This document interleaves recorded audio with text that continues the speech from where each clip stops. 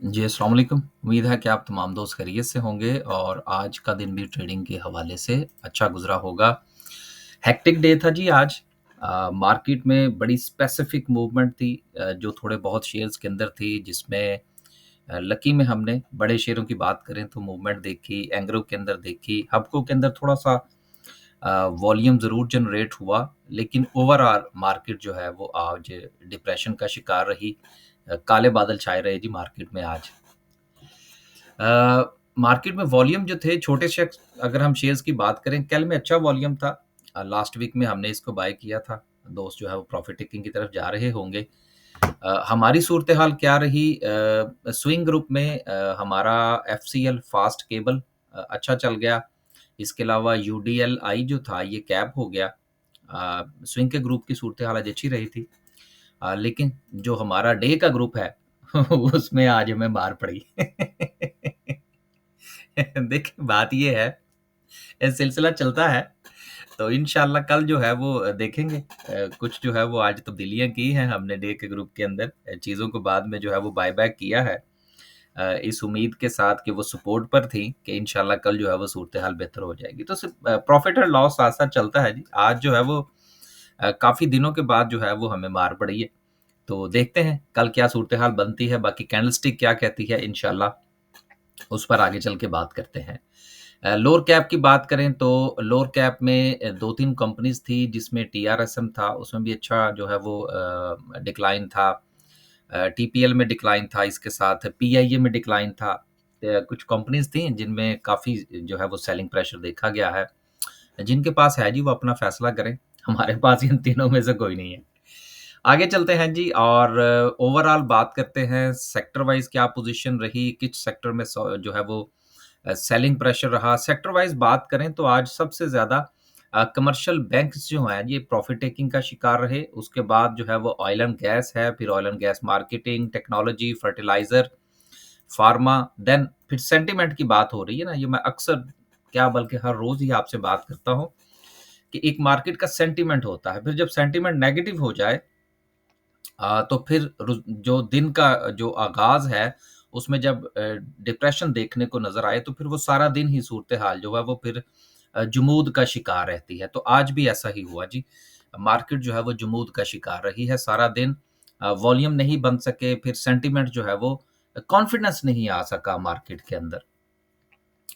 Cement sector की performance आज भी अच्छी रही। लकी ने लीड किया उसके साथ जो है वो फूड सेक्टर में थोड़ी सिचुएशन ठीक रही।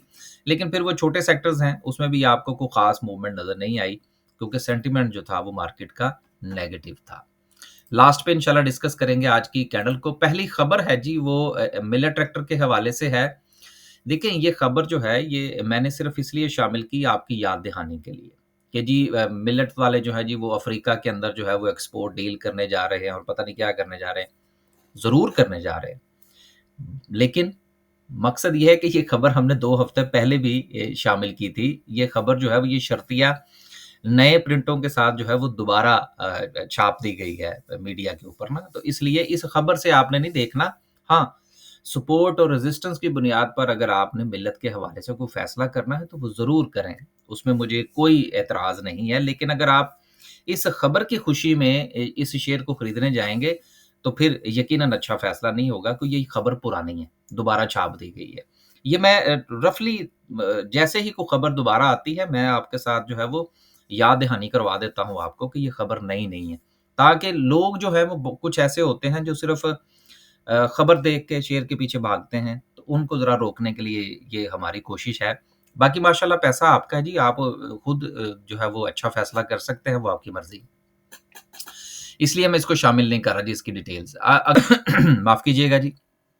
आगे चलते हैं जी, अगली खबर जो है, जो कि सबसे बड़ी खबर कह सकते हैं, वो रिकोडेक के हवाले से है कि रिकोडेक का प्रोजेक्ट जो है, ये दिन दुगनी रात चौगुनी तरक्की कर रहा है और अब आहिस्ता-आहिस्ता इसकी एग्ज़ीक्यूशन की तरफ मामलात जो हैं, वो चल रहे हैं। जिसमें अब मज़ीद जो इक्विपमेंट का कॉन्ट्रैक्ट जो है, वो फ़िनलैंड की कंपनी के साथ साइन कर लिया गया है। अच्छी बात ये है कि ये एमओयू नहीं है, ये कॉन्ट्रैक्ट है और ये तो आपको पता है कि ये जो कॉन्ट्रैक्ट है, ये जो पूरा का पूरा प्रोजेक्ट है रिकोडेक का, ये 50% ऑफ हुकूमत पाकिस्तान, जिसमें हमारी कंपनियाँ शामिल हैं, ओजीडीसी, पीपीएल वगैरह। और 50% का शेयर जो है वो रिकोडिक कनाडा का है। तो अब इसमें मज़ीद जो है वो स्टेप्स आगे की तरफ जा रहे हैं, जिसमें जो यहाँ से जो रॉ मटेरियल निकलेगा उसकी प्रोसेसिंग में उसमें से मॉइस्चर निकालना और मज़ीद टेक्निकलिटीज़ हैं, उसके लिए ये कॉन्ट्रैक्ट जो है वो साइन किया गया है। मशीनरी के हवाले से इक्विपमेंट जो है वो दस्तयाब होंगे। तो आने वाले दिनों में जैसे-जैसे ये प्रोजेक्ट जो है ये बेहतरी की तरफ जाएगा, हुकूमत पाकिस्तान का हिस्सा जो है वो तो अपनी जगह पर मौजूद है, जो हमारी कंपनीज़ हैं, लेकिन इसके साथ-साथ जो पीआईबीटीएल है, उसके ऊपर भी इसका पॉज़िटिव इम्पैक्ट आएगा। अगली खबर जो है वो पीआईए के हवाले से है, जिसकी जिसकी जो खरीदारी और उसकी जो बोली है, उसके हवाले से मामलात जो हैं वो पाया तक मिल तक पहुँच गए हैं। पहले 4 बिडर्स थे, उसमें एक फौजी फर्टिलाइज़र भी शामिल था, लेकिन फौजी फर्टिलाइज़र ने कहा जी कि हम नहीं खेलते। उन्होंने अपने आप को जो है वो उसमें से माइनस कर लिया है। अब देखिए हम ये तो कह नहीं सकते कि फौजी फर्टिलाइज़र को निकाल दिया गया। तो हम ये कहते हैं जी कि उन्होंने खुद कहा जी कि हम इसमें हिस्सा नहीं लेते। देखिए बात तो एक ही है ना, लेकिन हमने ज़रा थोड़ा-सा अच्छे अल्फ़ाज़ का चुनाव करके जो है वो इस खबर को पढ़ा है। तो 3 बिडर्स रह गए हैं जी पीछे, तो इंशाल्लाह ये बोली जो है ये आगे चलेगी और फिर ये देखना होगा। देखिए पीआईए के मुस्तकबिल के हवाले से ना बहुत सारी उम्मीदें भी हैं, लेकिन मैं अपनी एक वीडियो में पहले भी आपसे ये गुज़ारिश कर चुका हूँ, आज आपका 1 मिनट और ले लेते हैं। पीआईए का ऑपरेशन इटसेल्फ जो है वो मुनाफ़ा बख्श है। लेकिन किसी भी इदारे के हवाले से ये चीज़ बड़ी मैटर करती है कि उसको खरीदने वाले कौन हैं। अगर तो जो खरीदने वाले लोग हैं वो काम करने वाले हैं, इन्वेस्ट करने वाले हैं, तो फिर तो पीआईए यकीनन बहुत तरक्की करेगा। लेकिन अगर किसी ऐसे बंदे के हाथ चढ़ गई या ऐसा कंसोर्शियम के हाथ चढ़ गई कि जिसने सिर्फ़ जो है वो बस इसी हवाले से ही चलना हो, मज़ीद इन्वेस्टमेंट नहीं करनी और रोने-धोने वाला सिलसिला जारी रहेगा, तो फिर यकीनन पीआईए के हवाले से कुछ जो है, वो ख़दशात अपनी जगह पर मौजूद रहेंगे।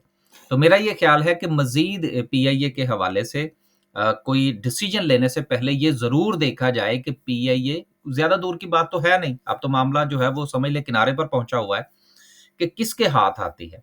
अगर तो काम करने वाले लोग हैं, तो फिर मैं भी किसी का नाम नहीं लेता। ये जब कोई खरीदेगा तो फिर उसके हवाले से ज़रूर हम अपनी राय देंगे इंशाल्लाह। तो अभी फ़िलहाल जो है वो खबर ये है कि 3 बिडर्स जो हैं वो फाइनलाइज़ हो गए हैं और फौजी फर्टिलाइज़र ने कहा है जी कि हम इसमें हिस्सा नहीं लेते।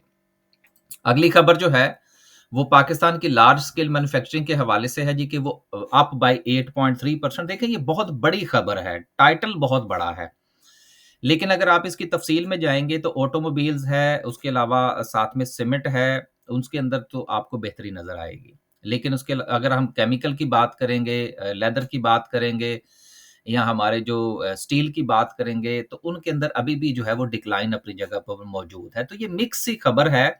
टाइटल जो है वो 8.3% का जो ऐड कर दिया गया है पिछले 4 महीने के डाटे की बुनियाद पर, मैं समझता हूँ कि टाइटल शायद खबर का ये नहीं होना चाहिए था। तो इतना बड़ा जो है वो आउटपुट है नहीं, जितना कि वो जो है वो डिजिट्स में से निकाल कर जो है वो खबर बना दी गई है।